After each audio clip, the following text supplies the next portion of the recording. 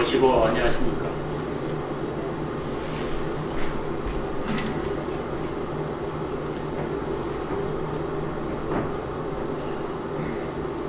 지난 대한 날씨가 포근해서 금년 겨울은 추위가 지나가나 보다 했는데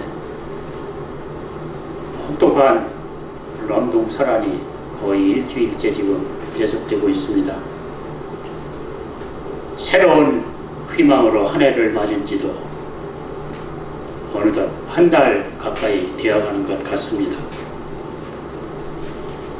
이런 매서운 추위가 계속되는 요즘 동동님들이 건강에 특별히 윤양하셔서 건강하신 하루하루가 되시기를 신고드립니다. 이 자리에 서면 항상 느끼는 것입니다만 이렇게 스승님의 경전 말씀을 드린다는 것이 얼마나 어렵고 한편으로는 부담스러운 일이라는 것을 제가 이 자리에서 일일이 하나하나 말씀드리지 않아도 다 충분히 알고 계시리라고 믿습니다. 아마 그것은 우리 모두가 다 같이 겪어보는 일이기 때문입니다. 스승님 말씀에 대한 정확하고 바른 이해와 높은 도력을 얻지 못하고서는 경전 말씀을 쉽고 여러분들이 이해하기 빠르게 그렇게 전달할 수 없기에 정말로 많은 공부와 연구가 필요하고 또 높은 도력을 얻기 위해서는 꾸준한 노력을 요하고 있는데 거기에 다가서는 것이 너무도 어렵고 힘든 일이기 때문입니다. 그래서 저는 오늘 이 자리에서는 경전 말씀보다는 제가 평소에 생활하면서 흔히 보고 듣고 느끼고 겪게 되는 그런 조그마한 생각들을 전해드리는 것으로서 제 말씀을 대신 드리고자 합니다. 우선 먼저 생각해 보고 싶은 것은 우리 인간, 사람의 마음이라는 것은 과연 어떤 것인가 하는 본질적인 물음에 대한 생각입니다. 그것은 인간의 마음은 애초부터 착한 것인가 아니면 악한 것인가 하는 근원적인 질문이기 때문입니다. 옛 성현들은 인간의 마음을 서로 다르게 보는 견해가 있었습니다. 어떤 분은 우리 인간은 본래 착하게 태어난다고 말하는 성선설이라고 하는 것을 주장했고 또 어떤 분은 아니다. 우리 인간은 처음부터 악한 마음을 가지고 태어난다고 하는 성악설이라고 하는 설을 주장하기도 했습니다. 그런데 또 어떤 분은 우리 인간은 선하게 태어나는 것도 아니고 그렇다고 악하게 태어나지도 않는 그저 그런 모습으로 태어난다고 하는 성악설이라고 하는 이야기를 주장하기도 했습니다. 여기서 먼저 맹자라고 하는 분이 주장한 성선설은 인간의 본성은 선천적으로 착하다고 하는 것을 우선 했습니다. 예를 들어 말씀드린다면 어린아이가 냇물에 빠져서 허우적거릴 때 그걸 보고 지나가는 모든 사람들은 아마 자기의 생명이 위험하다는 것을 생각지 않고 곧바로 물에 뛰어들어서 그 아이를 구하기에 주저함이 없을 것입니다. 또한 자기가 옳지 못한 행동을 했을 때는 부끄러움과 수치심을 느끼고 다른 사람 볼까 어디는가 숨어버리고 싶은 생각이 들기도 합니다. 이렇게 부끄러움을 느끼고 부끄럽기 때문에 더욱 겸양하고 삼가하는 마음으로 잘못된 것을 가려내는 마음을 갖는 것은 우리 인간의 본래부터 착하기 때문이라고 하는 이 학설의 주장입니다. 이런 측면에서 보면 확실히 맹자의 성선설은 일리가 있어 보이기도 합니다. 이에 비해서 순자라고 하는 학자는 성학설을 주장했습니다. 인간의 성품은 태어날 때부터 선천적으로 한없이 악하고 끝없는 욕망을 가지고 태어난다는 것입니다.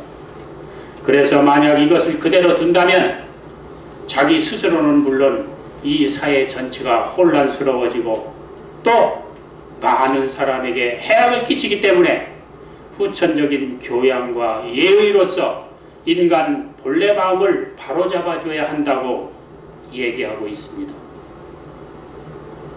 여기 아이들이 좋아하는 물건이 하나 있습니다. 그 물건은 오직 한 개뿐입니다. 아이들은 그 물건 하나를 차지하기 위해서 서로 싸우고 다투게 됩니다. 만약 그 아이들을 그대로 둔다면 그들의 싸움은 그치지 않고 시기, 질투는 끊임없이 계속될 것입니다. 이 점을 순자는 우리 인간은 본래부터 악한 마음을 가지고 태어났기 때문에 그런 행동을 한다고 본 것입니다. 어찌 생각해보면 맹자의 이 정반대되는 논리를 편 순자의 말씀도 맞는 것 같기도 합니다. 여기에 대해서 고자라고 하는 분은 성무성학설을 이야기했습니다. 성무성학설은 말 그대로 선하고 악함의 본성은 없다는 입장입니다. 타고난 본성은 없지만 살아가면서 부딪히는 환경과 자신의 선택, 의지 등에 의해 사람은 선해질 수도 있고 또 악해질 수도 있다고 하는 그런 얘기입니다. 단지 자기가 처한 상황에 따라서 그때그때 마음먹기 나름이라는 것입니다. 회사나 직장같이 집 밖에서는 사람들로부터 악랄하고 포악한 사람으로 불리는 사람도 자기가 집에 돌아가서는 한없이 자애롭고 따뜻한 행동으로 가족들로부터 신망받는 가장으로서의 역할을 수행해서 안과 밖에서 전혀 다른 상반된 모습을 보이기도 하는 사람을 볼 수 있습니다. 이것 또한 우리 주변에서 흔히 찾아볼 수 있는 사례입니다. 그때그때 자기가 처한 상황에 따라서 수시로 마음 상태가 변하는 것입니다. 지금까지 말씀드린 우리 인간에 대한 이런 상반된 측면들은 나름의 논리적인 정합성을 가지고 있다고 볼 수 있겠습니다. 하지만 그렇다고 하더라도 우리는 이것도 옳고 저것도 옳다고 말할 수는 없을 것입니다. 저는 이런 생각의 바탕 위에서 오늘날 우리 사람들이 생각과 삶을 한번 생각해 보게 됩니다. 지금은 세계화 시대입니다.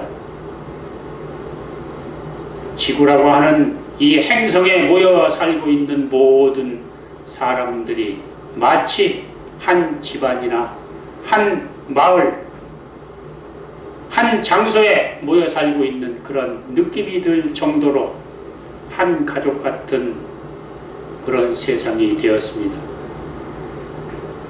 그래서 사람들이 치우촌이라고 말하는 것 같습니다.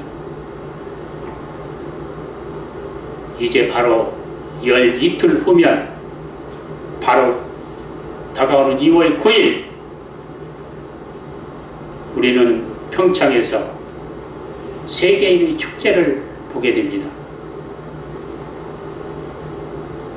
우리는 이미 그 뜨거운 열정과 열기를 88년 서울 올림픽에서 느껴본 바가 있습니다. 인간의 한계를 뛰어넘는 선수 한 사람 한 사람이 보내주는 묘기, 또 그 찬란한 경기력에 전 세계 인류가 환호하며 격려의 박수를 보내주고 있고, 한편으로 안타까운 장면에서는 탄식을 자아내기도 합니다. 그야말로 세계 모든 사람들이 자기 나라와 다른 나라 선수를 가리지 않고 힘찬 격려와 응원을 보내는 모습에서 우리는 인간의 참된 모습과 우리들이 하나된 마음을 보게 되는 것입니다. 이런 모든 행동들은 그 근원이 다 사람을 공경하고 하늘을 우러러 공경하는 마음에서 자연스럽게 나오는 것이 아닌가 하는 생각을 하게 됩니다. 이런 측면에 비해서 또 다른 한편으로 우리 인간의 다른 내면을 생각해 볼 수가 있습니다. 똑같은 사람인데도 피부색이 다르고 생긴 모습이 다르다는 것만으로 나와 다르게 생겼다는 그런 한 가지 면만으로도 얼마나 멸시하고 차별하고 또 경멸하는 생각을 가지고 있는 경우가 얼마나 많은지 모릅니다. 아시아, 아프리카의 저개발 국가에서 많은 젊은이들이 코리안 드림을 이루기 위해서 우리나라를 찾아오고 있습니다. 그들은 이 나라에 와서 우리 국민들이 하지 않는 온갖 힘들고 어렵고 헤쳐나가기 힘든 그런 일을 해내고 있습니다. 그들 때문에 우리 산업을 지금같이 지켜나가고 있는 것이 아닌지 모릅니다. 그런데 우리는 과연 그들을 진정한 하느님의 사람으로 대해주고 있는지 한번 생각해 봐야 하겠습니다. 얼마 전 보았던 일이 생각납니다. 텔레비전 방송 프로그램을 보면서 저는 많은 생각을 했습니다. 우리나라에 유학 와서 공부하고 있는 외국인들이 나와서 그들이 우리나라에서 보고 느낀 우리나라 국민들의 생활 모습, 또 국민의식, 또 그들이 생활하면서 겪은 갖가지 에피소드 등을 다양한 대담과 질문 형식으로 진행하는 그런 방송이었습니다. 그들 이야기 중에 저는 지금도 잊혀지지 않는 가슴 먹먹한 장면이 하나 있었습니다. 외국인이기 때문에 우리나라에서 당한 불이익, 이런 불이익에 대해서 말하는 이야기였습니다. 그 사람은 아프리카 대륙에 있는 이집트에서 우리나라에 유학을 와서 대학원 과정을 우수하게 마친 사람이었습니다. 그 대학원을 마치고 자기 고국에 돌아가지 않고 우리나라에서 취직하기로 마음을 먹고 여러 회사에 입사 지원서를 내게 되었습니다. 대부분의 회사에서는 1차 서류 심사에 합격을 주었습니다. 그리고 면접을 보러 나오라고 통지를 합니다.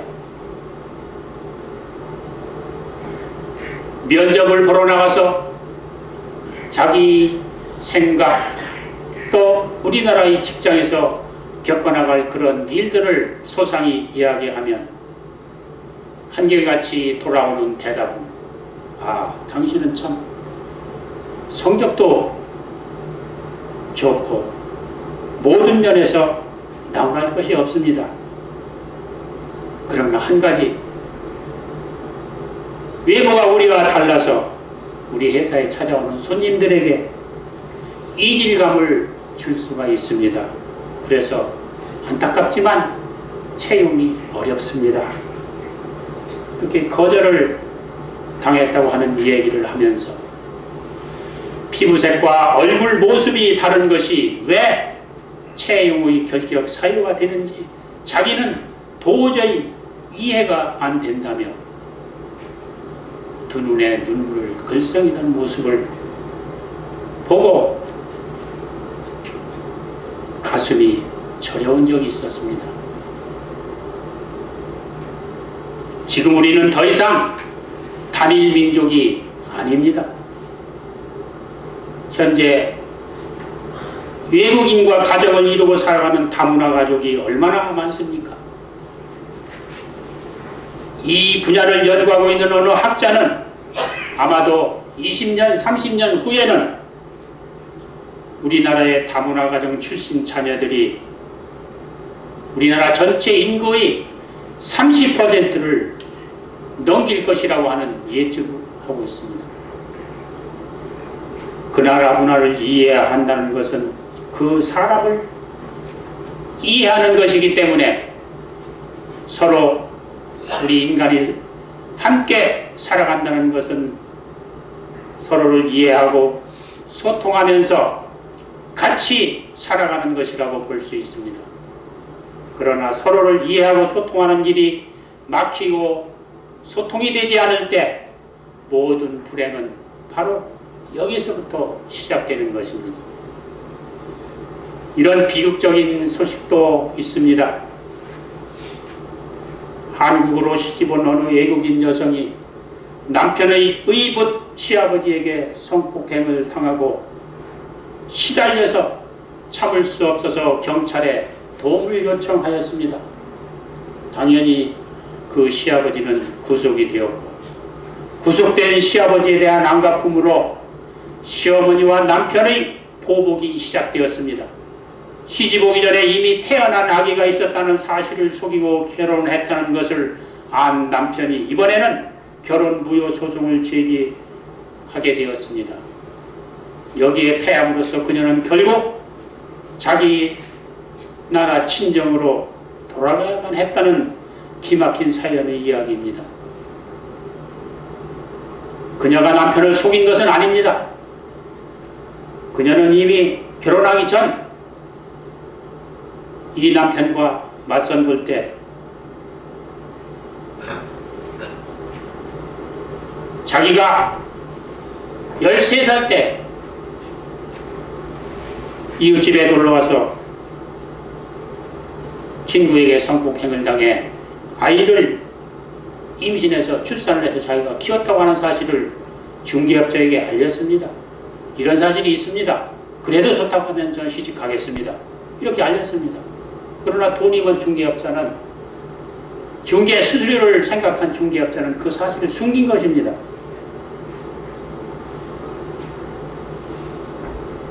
이런 사실을 법정에 모두 제출하고 소명했지만 결국에는 그런 모든 것들이 다 최종심에서 받아들여지지 않았습니다. 이는 비록 결혼 이민자에게만 국한되는 얘기는 아닐 것입니다. 지금 우리나라에는 수많은 외국인 근로자들이 들어와 있습니다.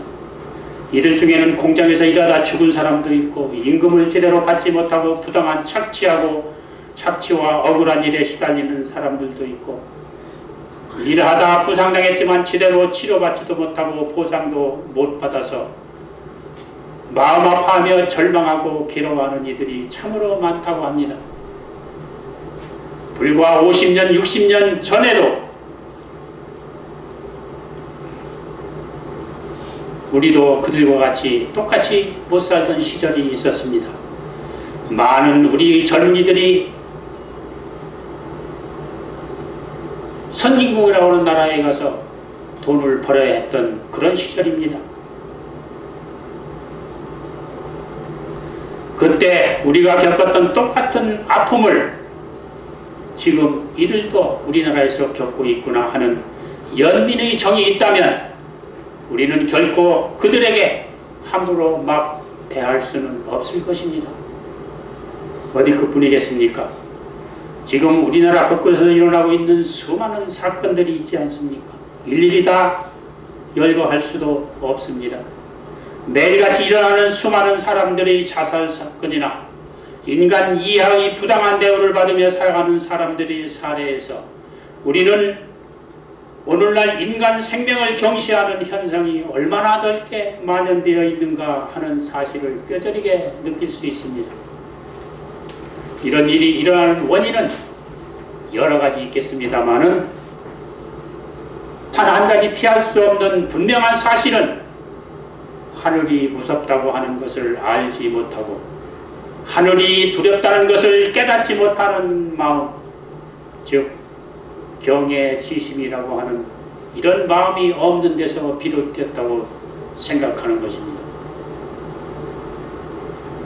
대신사님께서는 동경대전 전팔절에서 공경이 되는 바를 알지 못하거든 잠깐이라도 모함함을 늦추지 말라 하셨고, 후8절에서는 공경이 되는 바를 알지 못하거든 내 마음이 거슬리고 어두움을 두려워하라 라는 말씀으로 경외지심을 강조하셨습니다.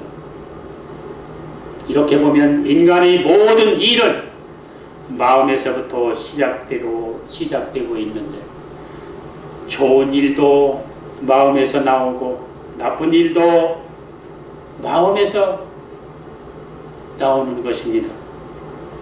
청정하고 깨끗하며 옳고 바른 마음을 지키는 것이 하느님을 항상 곁에 두고 생활하는 것이라는 믿음을 굳게 다시 한번 가져야겠다고 하는 사실을 분명히 직시해야 될 것입니다.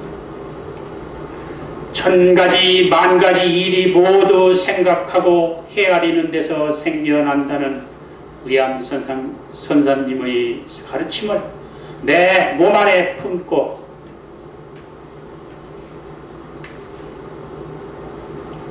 충실하게 실천한다면 오늘날 같은 이런 인명경시 현상 같은 비인간적인 일은 일어나지 않을 것입니다.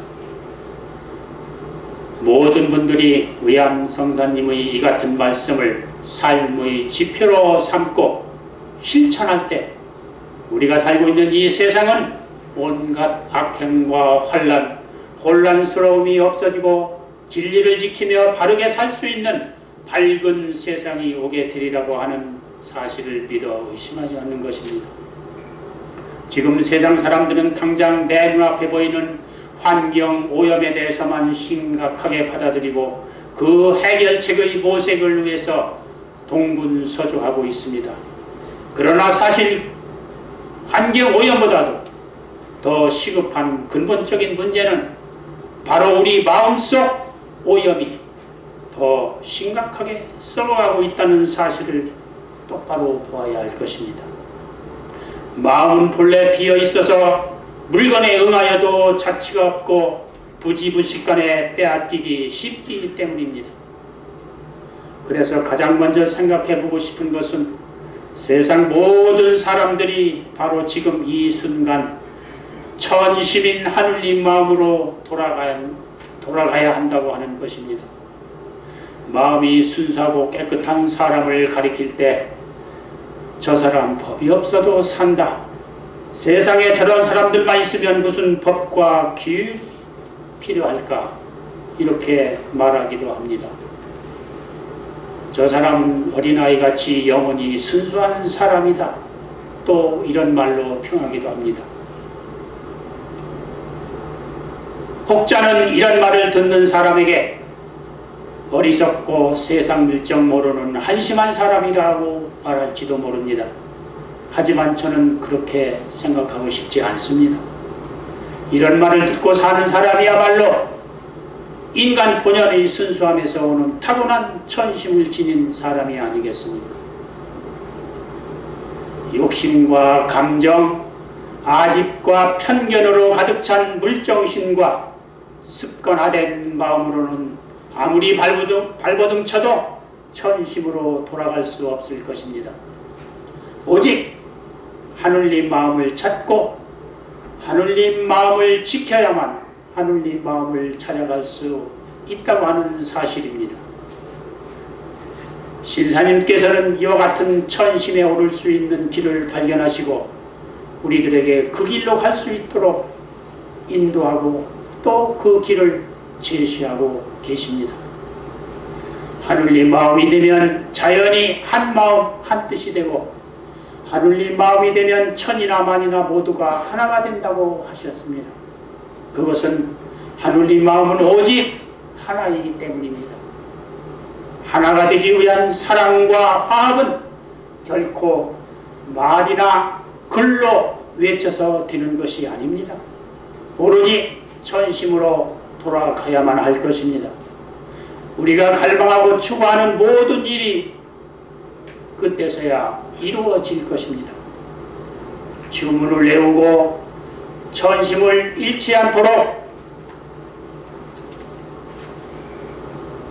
노력할 때 우리는 그토록 갈구하고 희망했던 하늘님 세상이 성큼 우리 곁으로 다가오고 있다고 하는 사실을 깨닫게 될 것입니다.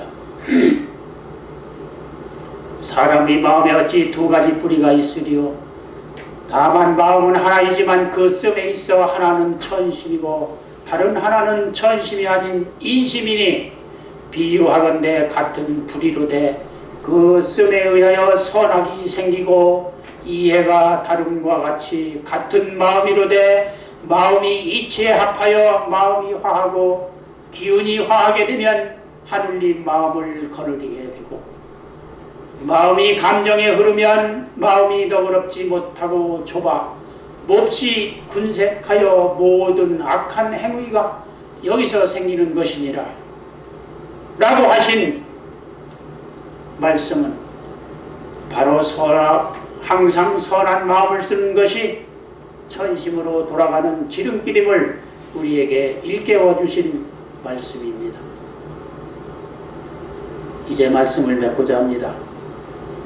하늘을 공경함이 남을 위한 희생의 마음이며 세상을 위하여 의무를 다하는 것이라고 말씀하신 해월 신사님의 생명 공경 사상을 거울 삼아서 신사님의 거룩한 뜻을 기리고 생명경시 풍조가 만연한 오늘날 해월 신사님의 이런 공경심이 우리가 사는 세상의 질서를 자리매김할 수 있을 때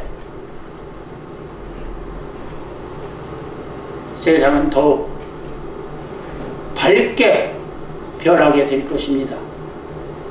아울러 이 자리를 지켜주시는 동덕 여러분들께서도 앞장서 더 노력을 해주셨으면 하는 마음으로 삼가 신고 올리며 오늘 말씀 맺겠습니다. 감사합니다.